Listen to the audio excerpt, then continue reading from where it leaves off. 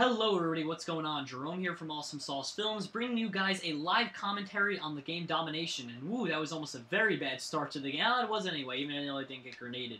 Now, basically guys, if you're wondering who I am and what I represent, I'm from the YouTube channel called AwesomeSauceFilms. This video will be posted there, as well as Machinima Respawn, that's why I'm explaining. So, if you guys are watching it on my channel, bear with me, I'm just going to talk about that briefly. If you guys could go check it out, it'd be greatly appreciated. Basically, what we do is we upload mass amounts of COD videos, but at high quality. Usually, we've uploaded about 100 to 150 in the first couple of days of COD, and that'll only grow exponentially since then, or, you know, for the future, I mean, sorry, not since then. So, anyway, with that in mind, let's actually get to the actual gameplay. Now, the reason why I'm filming this live commentary and actually playing Domination is because I like not having a planned script or a planned commentary out for me, or knowing what the gameplay is. I like going out there, kind of being surprised, and well, just genuinely having a good time while playing the game, as well as just kind of rambling off the top of my head. I feel like I'm a much better public speaker, things like that, when I'm just talking out of my ass, for lack of a better word. So anyway, what we have here is a game of Domination, and my experience of Domination are extremely positive. I actually ended up going, it was 74 and 17 in one video, which is going to be uploaded to Machinima Respawn, as well as my own YouTube channel, and in both circumstances, I felt great about it. It was honestly very impressive for me to actually do that well, and that's really what inspired me to keep playing a lot of Domination gameplay and things like that. So I had a good experience with it, not something I normally had during Modern Warfare 2, and so forth. I'm going to move on from there. So now, for the actual gameplay, I don't know so much I'm going to be talking about it, because hell, I don't even know what's going to happen. I'm going negative right now. But what I'm going to talk about really is something I don't think many people have been talking much about, is the campaign. I feel like a lot of people try and neglect it because it's not, like, beneficial to them, because most YouTube commentators don't like doing campaign information. I think it's better just to do multiplayer, because, well, hey, multiplayer is endless. I mean, you can't run out of multiplayer stuff to do, because you're always playing new games, you're always posting new scores, everything like that. But I thought the campaign overall was really good. Now, I'm going to try and talk about it and around it without necessarily spoiling anything for you guys, because I don't want to be raged at for it. But basically, the campaign itself is actually extremely fun. It's extremely good. I guess it just fits well with the campaign and everything, what's going on in the storyline. It basically is exactly what people were looking for. It gives you so many answers, and at the price of almost no questions at all. It really does a great job of that. All your questions that you were wondering from the other games, I'm sure they'll be answered, and if they aren't, then you're probably asking really fucking retarded questions. No offense, but you're probably asking some really bad questions if they aren't answered, because I honestly don't know what else could have been answered. So, yep, that's all answered pretty much in there. And once again, I'm not going to say what that is, but it's still really fun. And it also has all the great, like, makings of a campaign. It's got a good storyline, characters you can really get attached to, tragedy, you know, like, good things. It's really just got every single part of a campaign that you could ask for. But another thing I really liked about it is that it was well developed. You could tell they spent a lot of time focusing on it, which is something you don't see as much of in games nowadays, because most of them spend a lot of their time working on the multiplayer, because, let's be honest, how many people just turn on their Xbox and go straight to multiplayer or anything like that? It's a lot of people. Not so many people stop by, play campaign, or if they do, it's usually like a month or two after the game actually comes out. Now, I'm an opposite gamer, so I understand if you're the other way around, you play campaign first. That's what I do usually. I usually play campaign first. But for the most part, most people aren't with us in that group.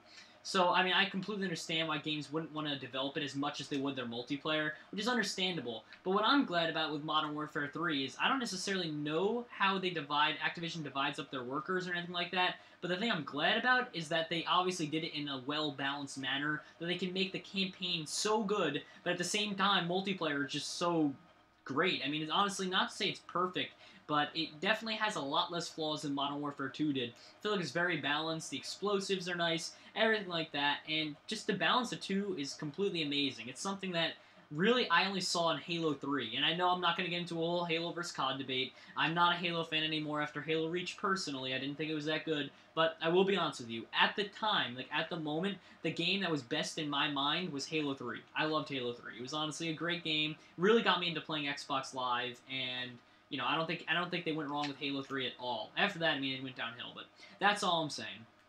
Now, another thing besides the campaign I want to talk about is, what is up with you people at Machinima Respawn, Machinima, and just around the internet in general? What is up with you people having a debate between Battlefield 3 and Call of Duty Modern Warfare 3?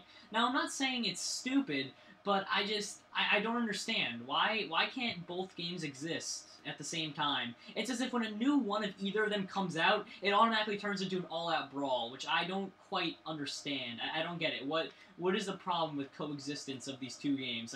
Either I'm missing something or there's no real answer to it. Because to be honest with you, I can't fathom why people would take such a big deal. Besides, I never understood why people took such a big deal because it's a video game. I mean, at the end of the day, you know, you don't want to get in a real fight over a video game. It just kind of seems senseless. But at the same time, I don't quite understand why this is occurring. Like, I don't know. I think they're both great games, personally. I may be one of the only commentators out there that thinks so, but I personally think that both games are amazing. I mean, I haven't even gotten a chance to play Battlefield 3, but from what I hear, it's fantastic, and if it's even half as good as Battlefield Bad Company 2, then I'd say, great job to you, Battlefield 3. I honestly think you're a great game. Because, you know, I don't know, I've always enjoyed it. It's like comparing apples to oranges in some senses, because Battlefield 3 and Battlefield 2 have vehicles, something that Call of Duty Modern Warfare 2 doesn't. At the same time, or Modern Warfare 3, sorry, doesn't. At the same time, Modern Warfare 3 has kill streaks and things like that, something that Battlefield doesn't. And at the same time, Battlefield 3 has squads, something that Modern Warfare 3 doesn't. And at the same time, Modern Warfare 3 has survival. Do you get what I'm saying here? There's just so much stuff that you can't compare. It's like comparing apples to oranges. And to say that neither can exist at the same time is just a little bit ludicrous, actually, to be completely honest with you. I don't quite understand. You know, but that's just me, once again. I sometimes have a little bit of a different view than most machinima commentators out there. But, hey, you know, everyone's entitled to their own opinion, and hopefully you guys are enjoying it so far. So now, my goal for this commentary is just to go positive or neutral, which we are doing. We're going 22 and 22. I say that because, once again, it's a live commentary. You know, I could go out there and I could post to you my 74 and 17 gameplay. I have other gameplays where I go like 40 and like, you know, 5, things like that. I could do that. I can honestly do that, commentate over it, and everything would be fine. But at the same time, one, once again, I don't feel like I do as good commentaries, and two, I just like doing them live commentaries. So sure, I could go out there and pretend that I get those every game like every single other commentator does, but I'll tell you outright right now, there is no commentator on this planet that goes 27 and 3 every single game. I don't care who you think it is. CNanners, Tabe, FPS Russia, I really don't care. There's no commentator that does that. So, because I'm being real with you guys, I hope you guys don't get mad, but hey, I'm just being completely real with you guys. This is how it is. This is how most commentators play. They have their good games, and they have their bad games, but at the end of the day, you know, they're still generally fairly good at a game, and mostly you're just here for the commentary. At least that's what I hope so, because if you aren't, you might want to click off the video by now, because there's not going to be that good gameplay once again. But, yeah, so, you know, my goals for live commentaries are generally neutral, although when I play online, my goals that I set for myself, I always feel like it's good to set a goal, by the way. I think that's something that people should do. It makes the gameplay more fun, because at the same time you go for your team goal, but also go for a little bit of a personal goal. Mine is to make sure that I increase my kill streak at the end of the game, or not kill streak, my KD. Because I think, not that I think it's important, that I think it shows how good you are, nothing like that. I just think it's a very good goal. It shows that you improved that game. You were better than your average. It means you did above what you normally do, which is, I think it's a good feeling. It's a good thing to do. But regardless, I don't know. I really feel like making a goal for yourself is something that most people should do, and I think it'll help out a lot. I think it'll not only make the game more enjoyable for you, but it'll actually, I think you'll do better in a game if you do that. Hey, look at that. I think we just picked up a double. Oh, no! 20 and 29. Okay, 20 and 29. We have a couple seconds left. Okay, we got to pick up this last kill. Oh, my God. We dominationed them for the last one. I couldn't get it. Oh, that's disappointing. 28 and 29. Okay, so we didn't necessarily go positive. But once again, I hope if you gathered one thing from this commentary, it's that I'm not trying to prove that I was good. I'm trying to prove to you guys that at least I can be real with you guys and have an enjoyable conversation. Something that most commentators, not that they fail to do, but they like to hide. They like to hide that part of them if they can actually, you know, be bad at a game or not necessarily good.